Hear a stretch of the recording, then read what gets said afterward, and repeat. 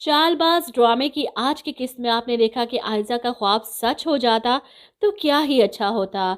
वैसे तो साफ पता चल रहा था कि वो ख्वाब देख रही है, क्योंकि अनाया इतनी रिलैक्स खड़ी थी जैसे इसका नहीं आयजा का चक्कर हो शयान से।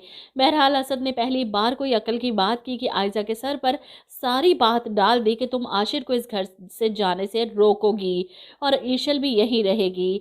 आयजा तो परेशान कि इसके सारे किए कराए पर पानी फिर गया, ऐसा कैसे हो सकता है। वो किसी सूरत भी ईशल को इस घर में बर्दाश्त नहीं कर सकती। ऊपर से आयजा के वालिद इसे टफ टाइम दे रहे हैं। जिस तरह वो नाराज़ है अपनी बेटी से, असद को अगर पता चल गया तो वो फौरन समझ जाएगा कि कोई ना कोई बात ज़रूर है, और इसीलिए वो अपने बाप से भी बदतमीज़ी करती है। आप तो ऐसे रिएक्ट कर रहे हैं जैसे मैंने तैयाबू की जान ली है। हामिद साहब अपनी बेटी के अल्फाज सुनकर हैरान कि आयजा तुम इतनी संगदिल कब से हो गई। इन्हें यकीन नहीं आ रहा जिस बेटी को वो क्या समझते थे और वो क्या निकली। लेकिन आयजा यहाँ पर भी बस नहीं करती, अपने बीमार बाप को ताने देती है कि माँ बाप अपनी बेटी के लिए क्या कुछ नहीं करते, बाप होने का कोई तो सबूत दे। इसलिए चुपचाप उठकर नाश्ता कीजिए, दवाई खाइए और अपने घर जाकर आराम कीजिए। वो जिस बदतमीज़ी से अपने बाप को मुखातिब करती है, हामिद साहब अगर सही होते तो उठकर इसके मुंह पर थप्पड़ ही मार देते, लेकिन वो बेबस हैं और बेबस बैठे इसे देखकर रो ही सकते हैं। इस ड्रामे में दो बिगड़ी हुई औलादें, एक आयजा और एक असद, दोनों को इनके बाप ने सर पर चढ़ाकर बिगाड़ कर रख दिया है कि वो अपने सामने किसी को कुछ समझते ही नहीं। आयजा की संगदिली देखकर हामिद साहब खुद को कोसते हैं, क्यों अपनी बीवी और बेटी की बातों में आकर अपने भाई साहब की नज़रों से गिर गया। जाने से पहले वो इतने नाराज़ थे, वो खुद को कभी माफ़ नहीं कर पाएंगे, लेकिन अब आयजा के धमकाने पर अपनी बेटी का घर बचाने के लिए वो चुपचाप नाश्ते की टेबल पर आ जाते हैं ताकि असद को किसी बात का शक ना हो।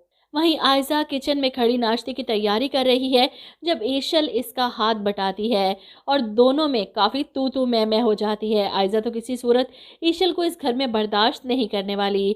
वो ईशल को ताना देती है कि मेहमान हो तुम और मेहमान बन कर रहो, मेहमानों से हम कोई काम नहीं करवाया करते, और मैं अच्छी तरह से जानती हूँ कि तुम शयान का इस्तेमाल करके इस घर में वापस आने की कोशिश में हो। जवाब में ईशल कहती है, ये जो आप भी तीनों भाइयों को एक दूसरे से दूर करना चाहती हैं, कुछ भी कर लें, ये मैं नहीं होने दूंगी। आयजा ईशल की धमकी पर मुस्कुराते हुए चाय का कप मुंह को लगाती है तो ईशल जाते जाते इसे तीली लगा जाती है कि ये चाय ज़रा देख कर पीजिए, ये ना हो कि इसमें कुछ मिला हुआ हो और आप फिर।